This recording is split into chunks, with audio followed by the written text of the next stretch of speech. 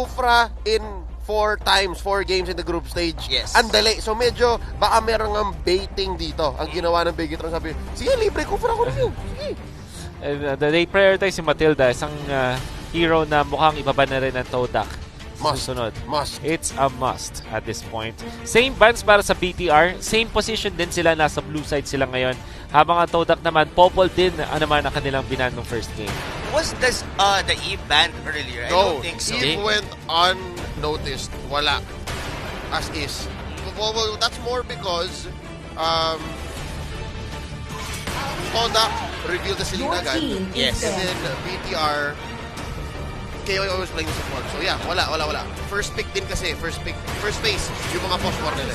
Exactly. As expected, it is the Matilda. Pag hindi I think sobrang hirap para sa Todak. Ano yung baba nila? Is it going to be Eve or Johead or Selena? Dami. Tatlong heroes na pwedeng kunin ng BTR. But that does make it more difficult for BTR also. Nick, I think talo si Todak dito if this happens. Because BTR gets to pick the best of those 3. And then yung pagbalik ni Todak, isa lang, tapos kailangan lang sagutin. And would you say it's better na magban ka na lang ng side lane like a Harriet and just let it open? Oo, parang Wild West na lang. So, magbigay ka. Tama. That is a valid approach, Mr. Roma. In fact, ginagamit yan ng ibang teams na nakita ko. Kahit si Bonchan, parang pag merong, pag pinapapili siya ng blue side team at nasa red side siya, ibaban na lang niya is wala dun sa tatlong yon para dalawa yung makukuha nila. Yeah, but Todak did not play that gambit. They took out the Jawhead, so that means Eve and Selena are still out there. Tig-isa sila. I think yung Selena ang ipipick mo if you're PTR. Let's see. I don't know na, mainit kayo with this particular hero. Maganda ang pana ni KYY. He feels it. Nakakaramdam. By the way, match point na rin pala to, no? For the side of Todak. So, kailangan talaga nilang...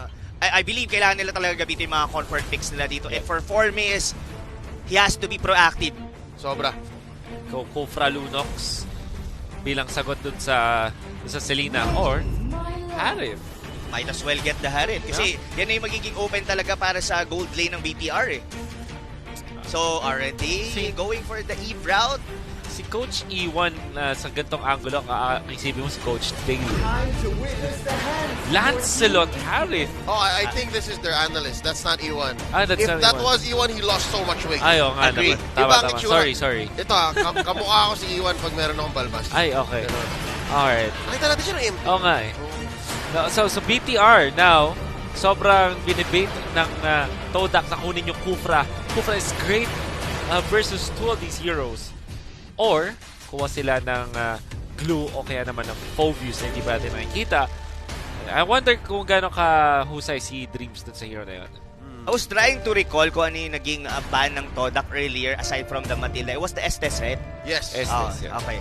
So, since ready ang Todak to actually give it to the side of BTR right now. But I doubt that would be pick since nakalabas na dito yung kanilang Selena. But still, you're actually right with the Fovius. Pero, this Diggy, it doesn't really matter kung makuha nyo ngayon yung Lancelot kasi kanina yung naging ban pattern dito ng BTR is banning those heroes. Oh, there's the Hilda. Bilis sumagot. You're right, exactly, Rob.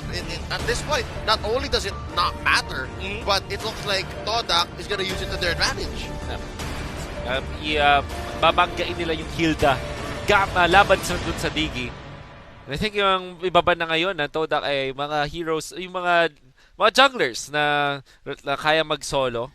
Baka nga iban din nila yung carry. Yeah. I was kinda thinking na pwedeng kunin din naman ng BTR yung Akai, but since they've already revealed na magdidigi sila, very unlikely. So, sa ngayon, jungler na ang ibaban mo ngayon kung ikaw ay Todak. Honestly, the Hilda is like a double-edged sword para dito sa side ng Todak. It doesn't mean na BTR or actually did try those semi-feeding Digi strategy. Wherein, papansinin mo, sobrang kunat niya nga kanina, di ba? With those tenacity, tas naka-revitalize pa siya. Ito parang, it could work. Diba? Pag sabihin na natin, if you could get your power of wilderness ng 8 agad, like on the first 5-6 minutes, pero I doubt it would happen. Yeah, no, it's not as hard a heartbreak as that day 1 Diggy into the Hilda. Alam ng BTR yun. There's no way that Coach Aji is gonna allow that. But again, it's still a hard stop for TTK. It's much better look for them now. Compared to just picking a simply a Kufra. I think ayaw na nila. Like fool me once, shame on you fool me twice, shame on me. Like, that's the situation for Todak right now. Last bands here, Eve, taken out by BTR as well as an Esmeralda. Kasi TDK naman, tama, Wolf, kinuha nga nila yung carry, tinanggal nila, pati Yusun Shin. What's left for BTR in their 4 slot? I'm thinking Bruno or Claude or Granger sa kanilang mga choice of heroes. Claude Tapos, sounds great. Claude sounds dangerous. yeah. But pwedeng, ayan, nag-glue. Ang ganda, napakaganda ng sagot ng Todak. Kumuha sila ng glue pang harang. But yeah, Lunox ang immediate answer ng BTR dahil dun sa percent-based damage. Ang ganda rin. I'm looking at sa BTR na possibly still a marksman. So Granger. Maganda. No, it's mahirap na. Parang mabibitin yung Granger if it's gonna be their jungler. O kaya naman ay Bruno tapos mag-hardcore push strat ang BTR. Okay. Safe. They're going for safe route here.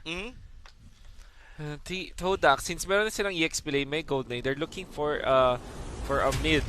I'm looking at Farsa o kaya naman ay nasa trio natin, either Farsa, Kagura, or kung crazy din sila, Valir. But then again, they're not Kagura. Not that crazy. They took the middle route. Yeah. They could go for max range with the Farsa. Pero gusto Action Jackson tong lineup na to. Yeah. Like, Yes. they're gonna go so fast, so early.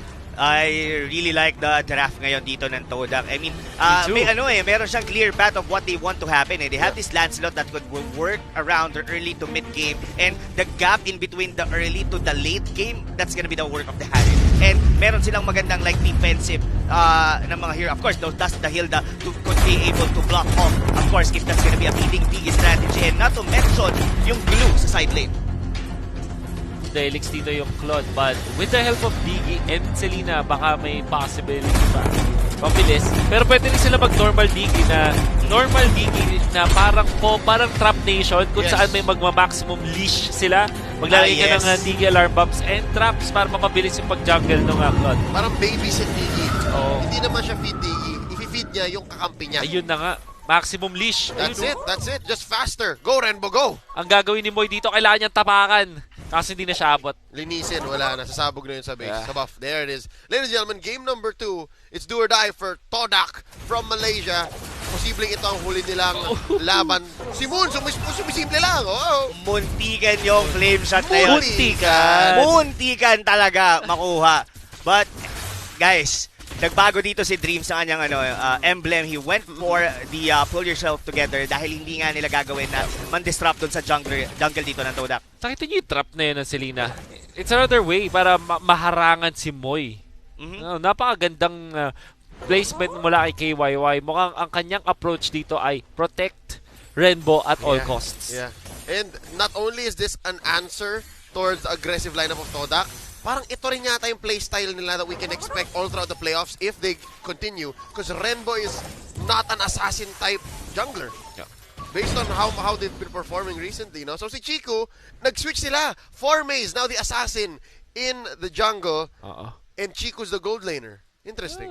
Mukhang mas reliable yata si Formaze bilang isang Lancelot and then Chico onto the Harry.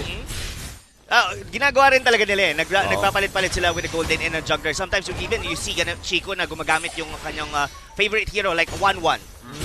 Oh, Mundo, kamunti ka na. Down to a fifth of his health. Papawiin. And I think this is a result of yung babysitting ni Dreams na medyo mabilis agad ang progress ni Rainbow. Papasukin nila dito. Nice catch onto Moy. Moy, it's a trap. That might be it. Oh, the dash out keeping him alive. Rippo, medyo delikado. Formaze, merong orange and purple. Nice. Thorn Rose. Oh no, Rippo! Demonic Force. Calls it off. Masyado yata nanggigigil gusto ko rin i-take note yung Hilda, di ba, pag ginamit mo kanyang first skill, pati yung kanyang ulti, may parang may quote-unquote mini talon yung kanyang Hilda, which is also counted as dash mula doon kay Repo. Mukha siyang dash. Yeah. And ladies and gentlemen, meron yata tayong visual quirk. Kapag nag-demonic force ang isang foe views, hindi nawawala yung ult niya. So yeah, technically naka-cooldown dapat yung Demonic Force. And parang na-bait din yung kanyang ult kanina na sinabayan ng Russo Umbrella Flea kaya mas lalo siyang napalayo. Yeah, Dreams though, mapapasama pa yata.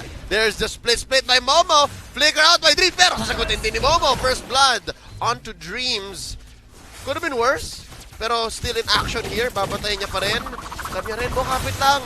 Renbo, retribution onto the orange. Please split muli kay Momo. Bilis ng cooldown. First turtle gonna go here over to Todak. Yeah, for sure. Dahil nga naka-Lancelot sila at ang early game, the tempo na Todak ay mas mataas. That was interesting, no? Na nag-flicker pa si Dreams doon. He actually dragged the members of Todak doon kaya Renbo was actually getting the orange buff. Oo nga. At ang nagiging problema ngayon ng BTR is how do they control the early tempo ng Todak. Na alam natin ay mas maganda talaga. Imagine this, Lancelot, tapos meron kang Hilda Kagura. Pakataas ng tempo, which means na pwede natin i-expect yung BTR na mag-farm muna bago sila totally lumaban. At hindi sila magmamadali dito sa laban na to. At hindi rin naman sila naka-feeding Digi. So, it's going to be a long game para sa BTR. And Todak, kung tatapusin nila to agad at magsusnowball, kaya-kaya nila i-force ang game number 3. Much easier. Pero, magaling magbantay ang Bigetron Alpha. They're trying to keep this phantom execution. Tinanay niya. Pero sabi ni Dreams, in your dreams, mabilis to si Renbo. Taking the small camp here. Si Moy nakabantay pa rin sila. And this is leaving that bottom lane, yung XP lane natin. The matchup between Momo and Ripo. Relatively active rin kasi kumakat si Ripo. Tapos ito naman si Momo sumasali na rin. And I would agree right now na talagang nag-work ngayon. I mean, Moy is not actually get... That was very unfortunate. Then the pick up doon si Renbo. Dahil it's almost in time na lalabas na rin yung turtle. And Dreams might get caught as well. Yep, 4 maze. Nakita niya dito si KYY. Wala siyang magagawa. Order Brilliance by Matt. Down to what? Low health. Sabi ni Forways, pasukin ko na to. Todak, they're feeling it. 0-4. Great lead. 5 minutes in. Pero walang conversion ha. Kasi sumasagot din naman. Ripo, he's back. Demonic Force catches 1. Ang unang kill para sa BTR. Wow. Ang dami nilang panghahuli ng dash. I believe na kahit anong way na para display sa kalaban ay magka-count na pang-refresh. Katulad ng flame shot or even yung reverse time. It can also count as a dash. Pati rin yung, di ba, yung second skill ni Phobius, which is may konting hiccup din. So it also counts as one of the ways to reset your ulti. Have you noticed that risky play that Formace did? He did a phantom execution para makuha yung Ursa and he's actually made it out. At na-bait out niya pa doon yung Blazing Duet ni Renbo. Yep. And yung Blazing Duet nila naman, bumangga pa yata dun sa pader. Yes. Sa sulok. But it's okay. For Bigetron Alpha, feeling ko okay pa sila. For Todak though, I feel like they really have momentum right now. Pipilit nila dito. Time's Journey by Dreams. Oh, they're gonna choke out Renbo. Wala, tititig na lang sila dito. This is going to be a purple for Formates. This is why we felt na parang pangit yung flood na big, although yun na no choice yata ay BTR. Ooh, Demonic Force one more time, sabi ni Ripo. Tara! Sabi niya, liga, saka Formates. He's looking for him. He needs one more. Ripo! He's chasing, he gets it! Nebawe, that's a double for Bigetron Alpha across 2 fronts. Moon, underneath zone turret, medyo okay pa siya. Moy, looking for a bush. He needs that passive. Boy pa ang Hilda. Oh, they're gonna go 50-50 here. 1 turtle aside. This Phobius medyo nagiging out of hand. Sasabihin ko na sana kanina na Todak na magiging para ang hirap na nilang habulin. Pero that Phobius, yun yung parang nagbabalik ng tempo para dito sa side ng Bigetron Alpha. Sabi niya kanina, saan ka pupunta? Ay, saan ka? Kasi hinahabol na lang ng hinahabol dun si Formace. I like it. Tapos ano sabi niya? 7 out of 10. Yeah, 7.5. Nakailang ka na. Pwede. Galing. Kidding aside, tama ka doon, Rob. Actually, ginagamit ng mga players usually ay flame shot para sa isang Phobius para meron kang extra na talon kasi counted nga yung knockback na yun. But instead, sabi niya, pwede mo flicker eh. Ganun din yun eh. Panghabol din at that's exactly what he did. Kaya nahuli nga niya si Formace. Oh, wow. This is gonna be the X Factor talaga dito. Itong Phobius pick na to. And I believe this is the, might be the first na nakita ko na talagang nagme-make sense yung Phobius. Oh, Blazing Duet dito ni Renbo. Pumasok. Sinasamahan ni Dreams. The key here is going to be the Time's Journey plus the forward BMI na bigla. Si paring Moon. Oh, Did not see it coming. And now Chico might be cornered. They're looking for him. Oh, nagpakita ng konti. Zaman Force. Can he go for the counter? No! Matt slays him. Renbo with the plays. He used the art of thievery. Nagtitipi na si Chico nung time na yon. Pero umabot siya with the BMI papunta doon. Then at art of thievery na cancel yung teleport doon ni Chico. Na-postpone. Yes. Oh, ito na Ito na naman. naman si Ripo. Here we go! Papasabugin na si Moy! Ripo gets one. Nagde-demonic force siya dito. Looking for another dash. Higop dito. Higop doon. Backout muna. Wala kasama. Oh! Boom! Bound. Nice. Alright. Medyo delikado. And I think this is key. The whole time na yung parang upper quarter nung mapa, inaatake ng Todak, nagpo-farm lang sa baba si Ripo. Tapos ngayon nakabawi siya. Ang yaman niya, 301. We need to see his item soon. Yeah. Although we don't have the full control, ang nafe-feel nga lang talaga natin ay yung damage output ni Ripo ay hindi na pwedeng baliwalain kumbaga ng Todak. Wala rin silang pangpatay sa isang makunat na hero eh. Yep, split dito. Oh, Momo catches him with the grab. Mababa ng buhay ni Renbo. Gonna go underneath third. Time's journey here. Ah! He's panicking. Oh, Momo assassinates Renbo. Pero may bawi ba? Ayun na. Ang Phantom Execution ni Formaze. Boy pa si KYY. Galing. So, yes. This whole time that Momo was also just alone. Kasi hinayaan nilang isa't isa yung offlaners na magka-items. Nakaya na niya i-1v1 si Rainbow. Agree. Pero ito na yung item na ating hinahangad. Look at how tanky this Povius is. Clock of Destiny with a brute force plate. And I believe is going for, it's either concentrated energy or yung iba nakikita ko gumagamit dito ng Ice Queen 1. Ice Queen 1 is the most perfect kasi meron kang pokes tapos yung higup mo yung second eye, the Astaros Astaros Eye ay pwede pang setup ng mga slows and also considerable na amount of range. Para medyo malayo mo siya pwede malagay. So, ang dami mong pwedeng maging kit kung ikaw ay naka-Ice Queen 1. And siguro kung may kulang lang sa item ng Bigetron Alpha right now is something to cancel like the regeneration of the side dito ng Todak. But meanwhile, on the bottom lane, nasakyan na naman ng isa. Momo takes down Matt. Formaze! What a Torn Rose just to dodge a projectile. Buhay na buhay pa si Formaze dito. Summon Force laid down by Chico. Pero hinabol. Ripo, nakaisa na naman. Wow, outplays after outplays. Grabe yung joke na ginawa doon ni Formaze. Tapos yung isang normal na talagang dinudge na pa with the Torn Rose. Pero Povius, masasabi ko rito, Wolf and Leo, unstoppable siya ngayon here on the mid game. Oh, There's strong at this point at makunat pa. wait, papasok sila dito. The burst is real. Si Ripo ang humahabol. Nagulat si Mundon. Sabi, last doon na. Arrow caught in here by Moy. Pero wala silang damage. Kulang pa. May nagtatago dito si Momo na pwede nating sabihin X-Factor ng Todak na pwede lang pumigil kay Renbo. Ito yung nagiging problema ngayon no, for Todak. Like for example, this Hilda pick, parang hindi na siya masyado nagbe-make sense all throughout the team fight. Parang additional mid shield para dito sa side ng Todak. Pero overall, wala na nagiging parte ang isang Hilda. I agree. That's the main problem with the Hilda kasi pwede nang mag-adjust yung kalaban mo na hindi na sila mag-feeling. So, wala kang masyadong ambag sa laban sa ngayon. Hirap, Ripo. Nagamit ang Demonic Force. Babagsak si Chiku. Humahabol pa. Renbo used his BMI out. Tutuloy niya yata itong Lord. Ipapush nila itong mid lane. Nahuli ng stun si Formaze. Medyo matagal. Formaze. Torn Rose. Phantom Execution out. Ripo. Eye of Astaros. Isa pa. Naka-monster kill na si Ripo. 601 on this Movius. Habang nangyayari lang lahat yon, kinukuha na ng Claude yung Lord.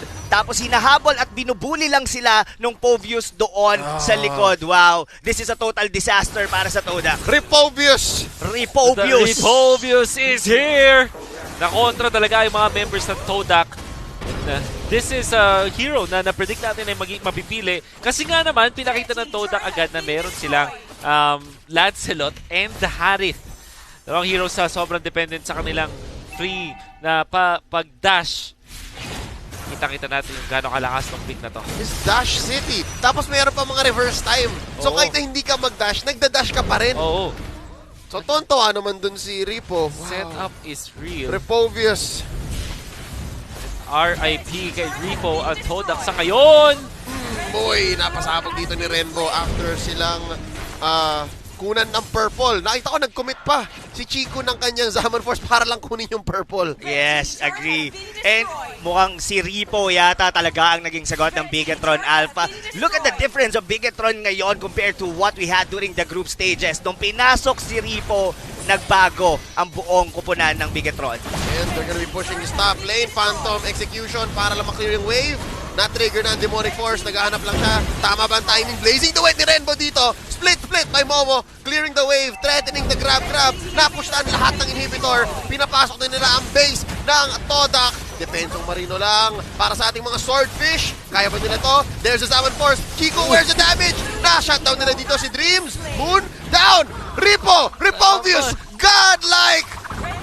Babagsak si Formaze. There's just 3 defenders. Not enough. Moy, babagsak na rin. It's just a matter of time. Ripovius, isa pa. Demonic Force. Dash in, dash out. Double kill. Si Momo na lang. Ladies and gentlemen, Bigetron Alpha eliminates Todak.